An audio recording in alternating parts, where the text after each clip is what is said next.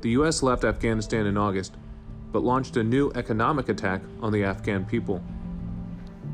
After the U.S. pulled out of Afghanistan, we imposed crushing sanctions so the Afghan government can't access $9 billion of their own money. The U.S. has also frozen over $1 billion in humanitarian assistance from the World Bank. 8.7 million are nearing famine.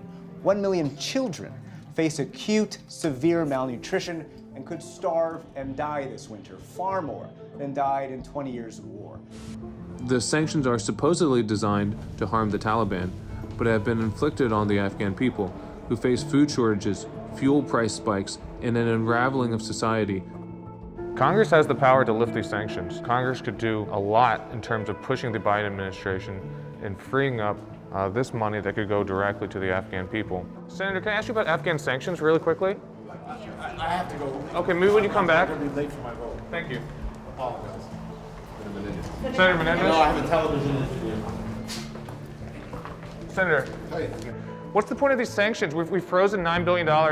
These sanctions seem to hurt the Afghan people, not the Taliban. Senator Duckworth, can I ask you about the Afghan sanctions? Do you think Congress should be doing more to lift those sanctions, to deliver aid to the Afghan people? Well, I think we need to get aid to the Afghan people, but I also think it's a responsibility of the Taliban government to comply with what needs to be done in order to lift the sanctions. What needs to be done by the Taliban to lift those sanctions? They have a lot of work to do. But is this collective punishment? I mean, these sanctions are supposedly designed to harm the Taliban, but they're harming the Afghan people. The war is over. What's the point of these sanctions? Well, the point is that we got a government that we don't have much of a relationship with. We think they'll do more harm to the people of Afghan than anybody else could, okay? But they're harming the regular women and children in Afghanistan with these sanctions, not the Taliban.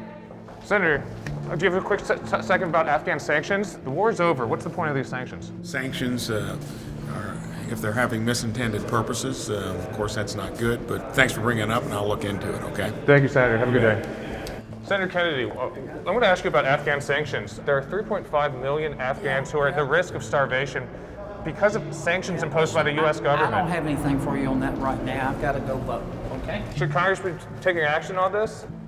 There could be many deaths borne by these sanctions. Why is the U.S. government doing this, and why isn't Congress doing something about this? Who's Congress controlled by?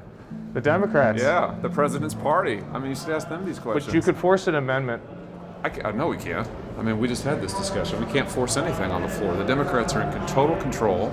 They have no interest in Afghanistan. I'd love to have more hearings on Afghanistan. They absolutely will not do it. I'd love to have a debate. Would you push for hearings on the sanctions that are happening right now? I'd push for hearings up and down on Afghanistan, but they won't do it. So you should ask them. If Republicans take control of the Senate next year, would you call for an end to these sanctions? Oh, let's come back and talk. Come and talk to me then.